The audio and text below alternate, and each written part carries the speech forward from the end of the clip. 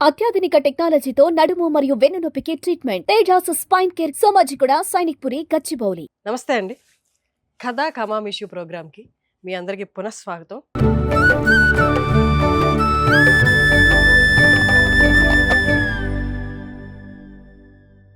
ఇవాళ మరొక ఆసక్తికరమైన కథతో శ్రీనివాస్ గారు మన ముందుకు వచ్చేసారు.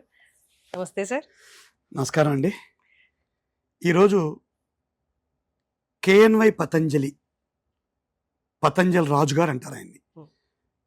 విజయనగరం జిల్లాకు చెందిన రచయిత. ఆయన ఉత్తరాంధ్ర ప్రాంతానికి చెందినవాడు. ఆయన 1952లో విజయనగరం జిల్లాలో ఆలమండ అనే ప్రాంతంలో పుట్టాడు. 2009లో చనిపోయారు. ఆయన ఈనాడులో జర్నలిస్ట్గా ప్రారంభించి జీవితాన్ని ఎడిటర్లు, సబ్ ఎడిటర్లు అలా జర్నలిజానికి సంబంధించిన అన్ని ఉద్యోగాలు చేస్తూ ఈ రచన వ్యాసంగాన్ని కొనసాగించారు. ఆయన చాలా వ్యంగ్యబాణాలు వేస్తారు అందరి మీద. ఆయన క్షత్రియ కులంలో పుట్టాడు. రాజుల్లో ఉండే ఆభిజాత్యాలు గొప్పల మీద పతంజలి రాజుగోరు అని ఒక పుస్తకం రాశాడు. అలాగే రాజకీయాలను తూర్పారబడుతూ అప్పన్న సర్దార్ అనే పుస్తకం, ఈ జర్నలిస్టుల మీద పెంపుడు జంతువులు అనే పుస్తకం, పోలీసుల మీద కాకివనం అనే పుస్తకం, ఇలా రకరకాల పుస్తకాలు రాసి సమాజంలో ఎంతో చైతన్యాన్ని తీసుకొచ్చిన మనిషి. అయితే ఆయనకి బాగా ఇష్టమైన కథల సంకలనం పేరు వేట కథలు. మీకు తెలిసే రాజుల ఇళ్లలో, ముఖ్యంగా విజయనగరం, శ్రీకాకుళం జిల్లాల రాజులు ఎక్కువ వేటకి వెళ్తారు. అదొక గొప్ప హాబీ వాళ్ళకి, ఒక సంతోషం, ఒక ఆట విడుపు. ఈ రచయిత గారి మేనమావ గారి పేరు బుచ్చిబాబు గారు. ఆ బుచ్చిబాబు గారు ఈ పతంజలి రాజు గారిని వేటకి తీసుకెళ్ళేవాడు. ఈయన 8వ క్లాసులో ఉండగానే. సో ఈయన 8వ క్లాసులో ఉండగానే ఈయనకి వేట గురించి ఒక అనుభవం ఏర్పడింది. అందువలన ఆ బుచ్చిబాబు గారు చెప్పిన సంఘటనలన్నీ, అనుభవాన్ని తీసుకుని ఈయన వేట కథలు అనే పుస్తకం రాశారు. దానికి ముందు మాట రాస్తూ ఈయన ఏమంటారంటే, ఇవి వేట కథలు, అడవితో ప్రకృతితో మమేకమైన మనిషి బతుకు చిత్రాన్ని చూపించే కథలు. అదేవిధంగా ఆత్మరక్షణకి, ఆహార సాధనకి మొదలైన వేట మా రాజులిళ్లలో సరదాకి, వ్యసనానికి దారితీసిందని రాస్తారు. వేట చెడుగా ఎలా మారిందో కూడా ముందు మాటలను చెప్పేస్తారు. ఇక కథల్లోకి వెళ్దాం. ఈ వేట కథల్లో ఈరోజు నేను చెప్పబోయే కథ పేరు సీతమ్మ లోగిట్లో. సీతమ్మ లోగిట్లో, సీతమ్మ వాకిట్లో లాగా సీతమ్మ లోగిట్లో. ఈ సీతమ్మ లోగిట్లో అనే కథ సీతమ్మ కథ కాదు, రాములోరి కథ కాదు, అసలు మనుషుల కథే కాదు. కొండి అనే ముద్దు పేరుతో ఉన్న అడవి పంది కథ. సీతమ్మ లోగిట్లో కొండి అనే ముద్దు పేరుతో ఉన్న అడవి పంది కథ. ఆసక్తికరంగా ఉంది పేరు. కథలోకి వెళ్దాం. డాక్టర్ గోపాలరాజు గారు ఆయుర్వేద డాక్టర్. ఆయన 3 ఎకరాల ప్రాకారంలో ఉన్న ఇంట్లో ఉంటాడు. 4 లోగిళ్ళ మండువా ఇళ్ళవి. ఆ ఇంట్లో లైక అని ఆయన భార్య పేరు సీతమ్మ గారు. ఆవిడే సీతమ్మ లోగిట్లో ఉంటే. ఈ గోపాలరాజు గారి భార్య సీతమ్మ గారు. వీళ్ళకి 6 మగ సంతానం, ఒక ఆడపిల్ల ఈ రాజుగారికి, డాక్టర్ గారికి. అయితే ఆ ఇంట్లో, అవి అడవులకు దగ్గరగా ఉండే ఊర్లేవి.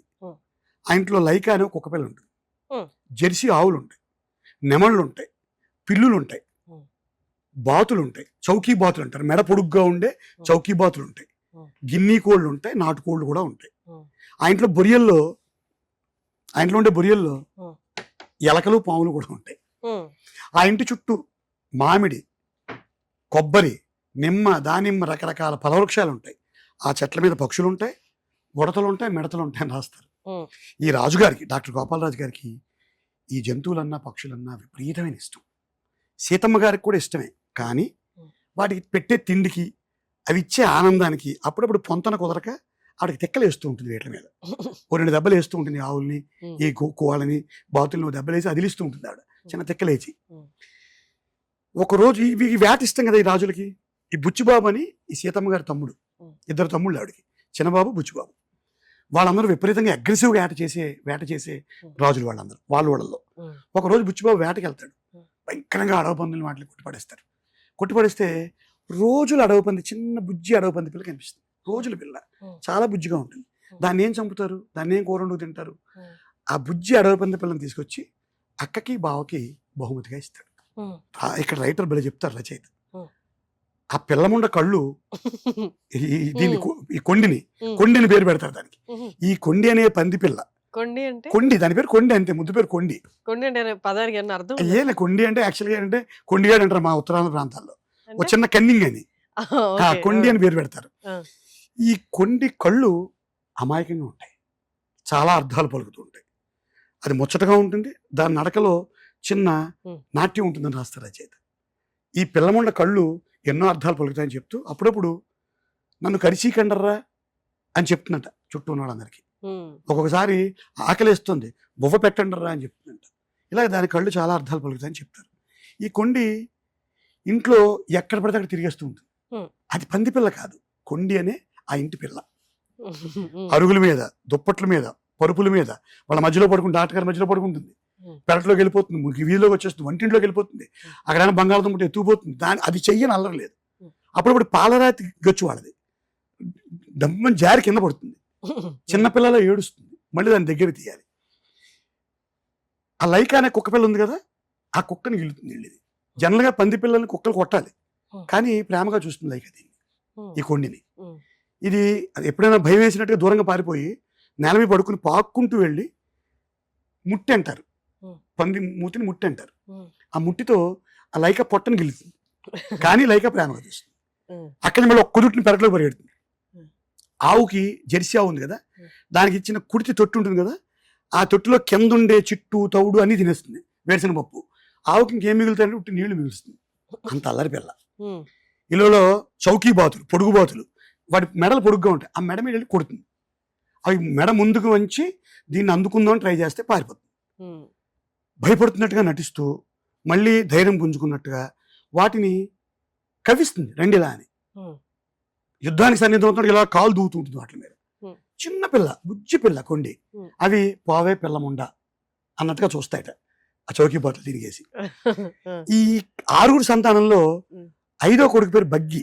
ఆ బగ్గి గారికి కొండికి చాలా సత్సంబంధాలు ఉంటాయి. వాడు కొండి అని పిలిస్తే అది ఎక్కడున్నా ఉరుకులు పరుగులు వచ్చేస్తుంది, వచ్చి కలబడిపోతుంది వీడితో. వీడు దాన్ని పట్టేసుకుని పొట్టని విరేసి దానికి వేసిన గుడ్లు, చిలకడ దుంపలు ఇష్టం, అలాగే కర్ర పెండలం, ఈ ప్రోడక్ట్స్ దానికి పెడతాడు, తింటుంది. డాక్టర్ గారు దానికి బెల్లం ముక్కలు పెడతాడు. ఇలాగ ఇంటి ఆడపిల్లలాగా ఈ కొండి ఇంట్లో మనిషి. అంటే 7 సంతానం, 8వ సంతానం డాక్టర్ గారికి. ఇలా జరుగుతూ ఉంటుంది. కొండి పెద్దదవడం మొదలవుతుంది, 3.5 జాన్లు ఎదుగుతుంది, లావు అయిపోతుంది, కళ్ళల్లో చురుకుదనం తగ్గుతుంది కొండికి. మనుషులతో సహవాసం తగ్గిస్తుంది, ఎందుకు దూరంగా ఉంటూ ఉంటుంది, వీళ్ళతో కలవదు అందరితో. కానీ ఒక్క బగ్గిగాడితో మాత్రం కలుస్తుంది. అది ఎంత మత్తుగా ఉన్నా ఏం చేస్తుంది, రోజు పొద్దున్న వీధిలోకి పోతుంది, సాయంత్రం తిరిగి వస్తుంది ఇంటికి. పెరట్లో ఒక మామిడి చెట్టు ఉంటుంది వీళ్ళకి, ఈ డాక్టర్ గారి దగ్గర. ఆ మామిడి చెట్టు మొదట్లో ముట్టి ఇలా పెట్టుకుని పడుకుంటూ ఉంటుంది అంతే. మళ్ళీ కానీ వీడు లోపల నుంచి వంటింట్లోంచి కొండి కొండి అని అరుస్తాడు గట్టిగా, పరిగెత్తుకు వచ్చేస్తుంది, అంత బద్ధకం వదిలేసి. వీడు మళ్ళీ వేసిన గుడ్లు, కర్ర పెండలాలు, చిలకడ దుంపలు మామూలే. ఇలా జరుగుతున్నప్పుడు ఇంక సరే, ఇంక అలవాటు పడిపోయి వీళ్ళు కూడా బద్ధకంగా ఉందని వదిలేస్తారు, ఏం జరిగిందో కూడా పట్టించుకోరు. ఓ రోజు అది మామిడి చెట్టు తెప్పుడు పొద్దున్న ఓ రోజు లేచి వీడు గట్టిగా కొండి కొండి అని అరుస్తాడు. రావాలిగా, రాదు కొండి. మళ్ళీ పిలుస్తాడు, వాళ్ళ అమ్మ సీతమ్మ, నువ్వు పిలిస్తే రాకపోవడం గట్టిగా పిలువట్టుంది సీతమ్మ గారు. గట్టిగా పిలుస్తాడు కొండి కొండి అని, రాదు. పరిగెత్తుకెళ్ళి పెరట్లో చూస్తాడు, మామిడి చెట్టు మొదట్లో చూస్తే కొండి కనపడదు. చిన్న భయం వేస్తుంది, కానీ వాళ్ళ అమ్మ ఉంటుంది, ఎటు వెళ్ళి ఉంటుంది లేరా వీధిలోకి, ఎందుకు కంగారు, ఇది అలవాటేగా దానికి. అటు ఇటు అనేసరికి సాయంత్రం అవుతుంది, రాదు కొండి. రాత్రి అయిపోతుంది, కొండి రాదు. అందరూ ఇంట్లో రాత్రి కూర్చొని బాధపడుతుంటారు, కంగారు పడలేరా, పొద్దునకైనా వస్తుంది, పందిపిల్ల కదా, ఎంత కొండి అయినా వాళ్ళకి ఆడపిల్ల అయినా, వాళ్ళ ఇంట్లో పిల్ల అయినా పందిపిల్ల, ఇల్లు అక్కడ పోయింది, అడగబంది. సరే, ఇంకా పొద్దున కూడా రాదు. ఇంకా అందరికీ ఒక్కొక్కరికి దుఃఖం మొదలవుతుంది. వెంటనే ఏ వేట కుక్కలైనా తినేసాయా, ఎందుకంటే ఆ చుట్టుపక్కల అందరు రాజులు వేటాడుతుంటారు. పాప ఈ బగ్గిగాడు పరిగెత్తుకుని వెళ్ళి ఆ రాజుల ఇళ్ళకి వెళ్ళి, ఆ ఊళ్ళో రాజుల ఇళ్ళు, మావయ్య మా కొండి ఏమైనా వచ్చిందా, మీ వేట కుక్కలని తినేసాయా అని అందరినీ పలకరిస్తూ ఉంటాడు. ఎవరు లేరు బాబు, రాలేదమ్మా, కొండి వస్తే చెప్తాం కదా, మీ పిల్ల కదా, మేమెందుకు కొడతాం, మేమే వేటాడలేదని చెప్తారు రాజులు. ఏమి వేట కుక్కలేమో, మీ వేట కుక్కలేమో తినేసాయేమో, అటేం తినలేదా బాబు అని చెప్తారు. చెప్పిన వీడి ఆందోళన ఆగదు. పక్కనే ఉన్న కొవ్వాడ కొండలకి వెళ్ళి వెతుకుదాం, అక్కడ వేట జరుగుతూ ఉంటుంది ఎక్కువ, అక్కడికి ఏమైనా వెళ్తే అక్కడ దొరుకుతుందేమో అని ఆ కొవ్వాడ కొండల ప్రాంతానికి వెళ్దామని తన మిత్రుడైన జగ్గుని సాయం తీసుకెళ్తాడు. కొవ్వాడ కొండలకి వెళ్ళి దిక్కులు పిక్కటెళ్ళేలాగా గుండెలు అవిసిపోయేలాగా కొండి కొండి కొండి అని అరుస్తూ ఉంటాడు ఈ అబ్బాయి. Hmm. దొరకదు. ఈ జగ్గుగాడు ఏమంటాడు, ఒరే బుద్ధి జ్ఞానం ఉందారా మీకు? Hmm. ఆ? ఏ వేట కుక్కలో రేచు కుక్కలో వేటగాళ్ళు ఈ పాటికి ఆల్రెడీ చేసేసి తినేసి ఉంటారు. మీకు ఎన్నిసార్లు చెప్పాను రా, పంది పిల్లది ఇంత లావు అయింది, బోల్డ్ మాంసం వస్తుంది, మన దసరా కోసేసుకుంటే మనకైనా మిగిలేదు, ఇప్పుడు ఎవడో కోసుకు తినేసాడు రా అడగపందిని, మళ్ళీ మళ్ళీ మనకి అడగపంది దొరుకుతుంది ఏంటో, అంత మంచి అడగపంది అంటాడు. చాలా కోపం వస్తుంది.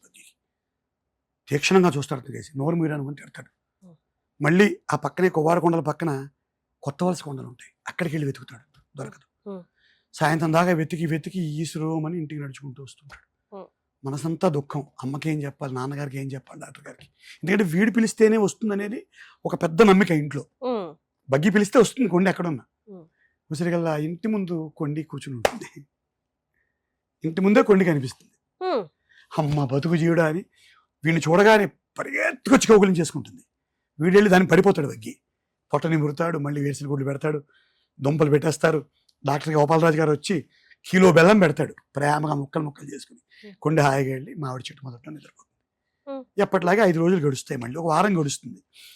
ఇలాగే మళ్ళీ దానికి చక్కగా ఈ వేరుశనగ పప్పు ఇదంతా నడుస్తూ ఉంటుంది దాని ప్రోటోకాల్. నచ్చినది ఒకసారి మళ్ళీ 7వ రోజు ఒక వారం రోజులు అయిన తర్వాత ఒక రోజు పొద్దున్న గట్టిగా మళ్ళీ కొన్ని అని పిలుస్తాడు. ఇతను సమాధానం రాదు, మళ్ళీ భయం వేస్తుంది. మామిడి చెట్టు మొదటికి వెళ్తారు, కొండి కనపడలేదు.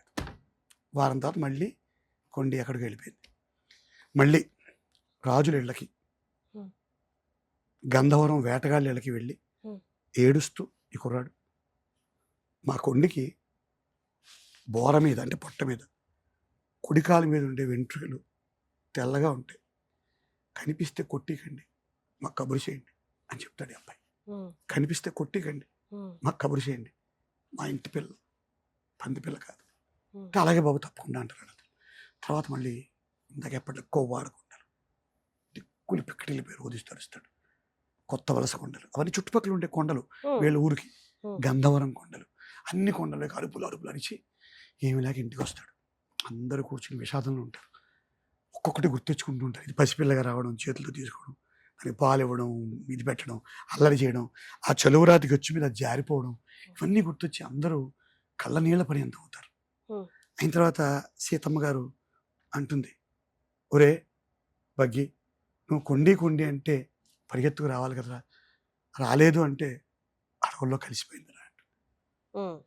అనగానే చిన్నబాబు ఆవిడ తమ్ముడు, అక్క ఒక విషయం చెప్తాను, పంది మరుపు అని ఒకటి ఉంటుంది, పందులకి జ్ఞాపక శక్తి ఉండదు కుక్కలకు ఉన్నట్టు, దాన్ని పంది మరుపు అంటారు. అది అడవుల్లోకి పోయినా ఎక్కడికి పోయినా మన గురించి అదేం బాధపడదు, మర్చిపోయి ఉంటుంది, మీరు బాధపడకండి అక్క అని చెప్తాడు. డాక్టర్ గారు ఆయుర్వేద వైద్యుడు ఆయన. అక్కడ ఉండే ఒక పేషెంట్ గడ్డన్న, వాడి పేరు, వాడేమంటాడు, అడవి పందులకి మనుషులు వాసన పడదు, మనం వండుకు తినేసి, అడవి పంది కనిపిస్తే మనం ఏం చేస్తామయ్యా, కూర వండేసుకుంటాం కదా, మన వాసన పడదు, పెద్దదైపోయింది అది, అందుకు అడవుల్లోకి దాని సహాధ్యాలను వెతుక్కుంటూ వెళ్ళిపోయింది, బాధపడకండి అంటాడు. భారమైన గుండెలతో కొండిని జీవితాల నుంచి వీళ్ళు తీసేస్తారు. 3 నెలలు గడుస్తాయి, ఇంకా కొండి వెళ్ళిపోయింది జీవితాల నుంచి. ఆ ఇంటి 8వ పిల్లాడో సంతానం, 8వ సంతానం డాక్టర్ గారికి, ఆ కుటుంబం నుంచి తప్పుకుంది. ఈలోపు ఆ గ్రామంలో ఒక పెద్ద కష్టం వస్తుంది. కొండి లేదు, కొండి ఊసి ఎత్తట్లేదు, 3 నెలలు అయిపోయింది. ఇంకా 3 నెలలు ఏముంటుంది, ఎవడో వండుకు తినేసాడు, ఇంక సర్దుకుంటారు వాళ్ళు.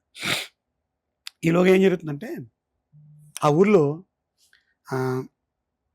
బందిపోట్లు దాడి చేస్తుంటారు, దోపిడీ దొంగలు ఆ ఊరి మీద దాడి చేస్తుంటారు, ఇళ్ళ మీద పడడం, ఎత్తుకుపోవడం, పిల్లల్ని మహిళల్ని కొట్టడం, ఇలాంటివన్నీ చేస్తుంటారు. ఓ రోజు డాక్టర్ గారు ఊరు వెళ్తారు, విశాఖపట్నం వెళ్తారు, విజయనగరం జిల్లా నుంచి రాత్రికి ఆయన. అందుకు ఈ సీతమ్మ గారు ఏం చేస్తారంటే తమ్ముడు చిన్నబాబు కబురు చేస్తారు, చిన్నబాబు బావలేడు, కొంచెం సాయం ఉండరా, నువ్వు దొంగల ఊళ్ళు అలికిడిగా ఉంది, అలజడిగా ఉంది ఊరు. చిన్నబాబు వస్తాడు, ఒక వేట తుపాకి తెచ్చుకొస్తాడు, ఏమైనా వస్తే కాల్చి అవతల పడద్దు వేదవాళ్ళని. సో రాత్రి వచ్చి చిన్నబాబు పడుకుంటాడు, తూర్పు దిక్కుగా ఉండే గదిలో పడుకుంటాడు. రాత్రి 1:02కి దొంగల శబ్దాలు మొదలవుతాయి. ఇంట్లో ఆడపిల్లలు 5 పిల్లలు అందరూ భయపడిపోతుంటారు. చిన్నబాబు ఏమంటాడు, భయపడకంటారు, తుపాకి ఉంది, కాల్చి అవతల పడేద్దాం. వీళ్ళు తప్ప దొంగలు వీళ్ళు తలుపు కొడుతుంటారు, పెద్ద పెద్ద శబ్దాలు, తలుపులు విరిగిపోతాయా అన్న శబ్దాలు, అంత శబ్దాలతో కొడుతుంటారు. కొడుతుంటే ఉన్నట్టుండి సీతమ్మ గారు ఏంట్రా ఏం చేస్తున్నారు చిన్నబాబు అంటే, మీరందరూ పెరట్లో ఉండి అరుగు మీకు వెళ్ళిపోండి, నేను ఒక్కడిని తలుపు తీసి దొంగల్ని కాల్చి పడేస్తానంటాడు. తలుపులు తీయమన్నట్టుగా మళ్ళీ పెద్ద పెద్ద శబ్దాలతో కొడుతూ ఉంటారు తలుపు. టక్కమని తను గడియ తీసి కాల్చి పడతాను లోపల కుదుటి లోపలికి వచ్చేస్తారు. వచ్చి చూస్తే దొంగ కాదు, కొండి. కొండి వచ్చింది. కొండి తలుపు కొట్టిందా ఇంతసేపు? దబదబా దబదబా వాడుతోంది. పెద్దగా అయిపోయింది కదా, ఈ ముండలు ఇంకా ఎదిగింది. అది వాడుతోంది తలుపు. వీళ్ళు దొంగలు అనుకున్నారు, తెలియదుగా కొండి. ఇంకా కొండి అసలు వీళ్ళ జ్ఞాపకాల నుంచి ఎగిరిపోయింది కొండి. తలుపు కొడుతూనే ఉంది కొండి. లోపలికి వచ్చింది కొండి. వెంటనే అందరూ సంభ్రమాశ్చర్యాలు, ఆనందం, హర్షం. ఒక రకం బగ్గీగాడైతే కొండి కొండి అని అరుస్తున్నాడు. కానీ కొండి ప్రవర్తనలో మార్పు వచ్చింది. కొండి కోపంగా ఉంది, కొంత భిన్నంగా ఉంది. పెరట్లోకి వెళ్ళిపోయింది పరిగెత్తుకుని మెరుపు వేగంతో.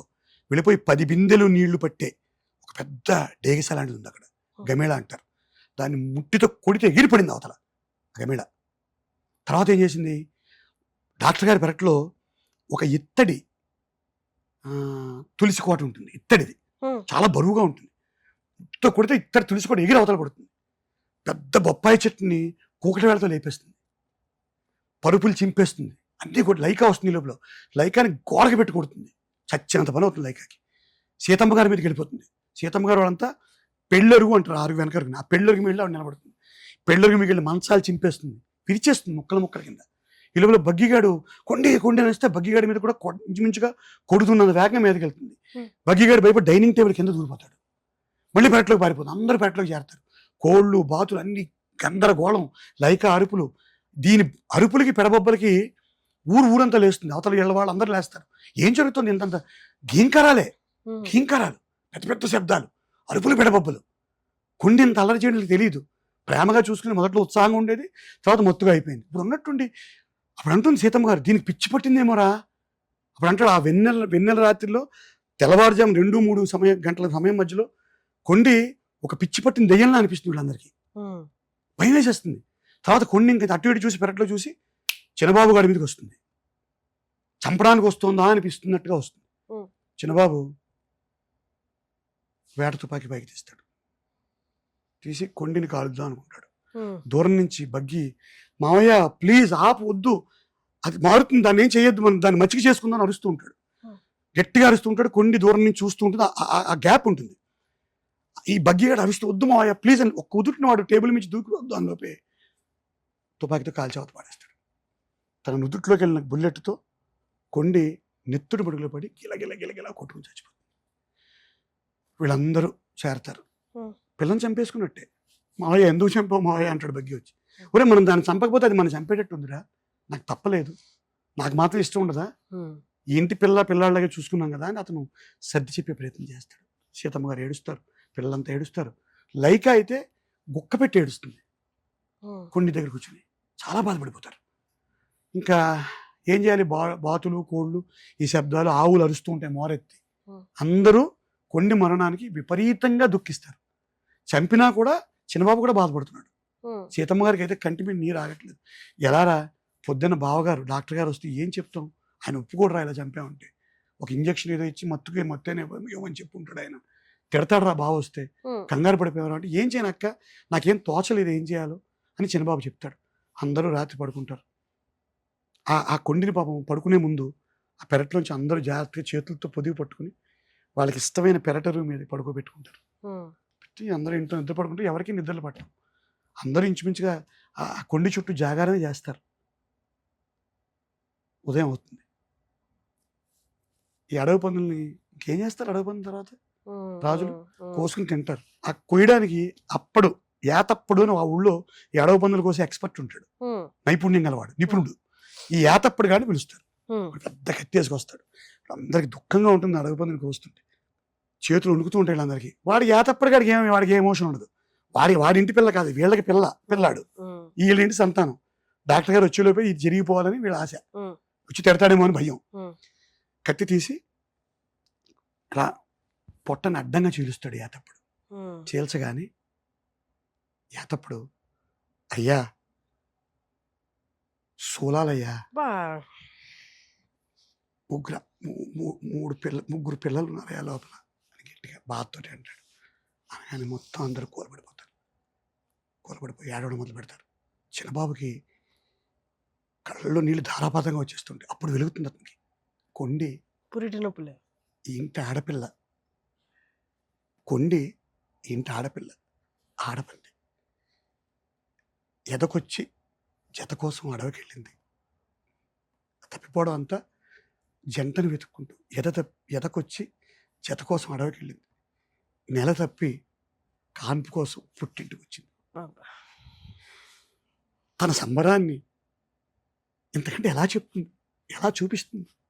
అదే మన ఇంటి ఆడపిల్ల అయితే మనమే పిలుచుకుంటాం, సీమంతాలు చేస్తాం, పండగ చేస్తాం.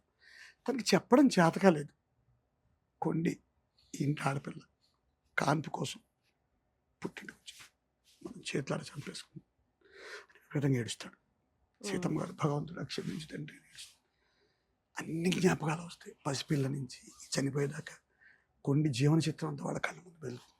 డాక్టర్ గారు వస్తారు, పూలబడిపోతారు.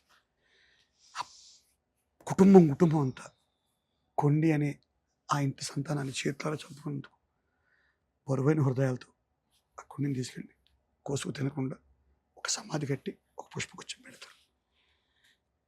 ఇది కొండి అనే ఒక అడవి పంది కథ.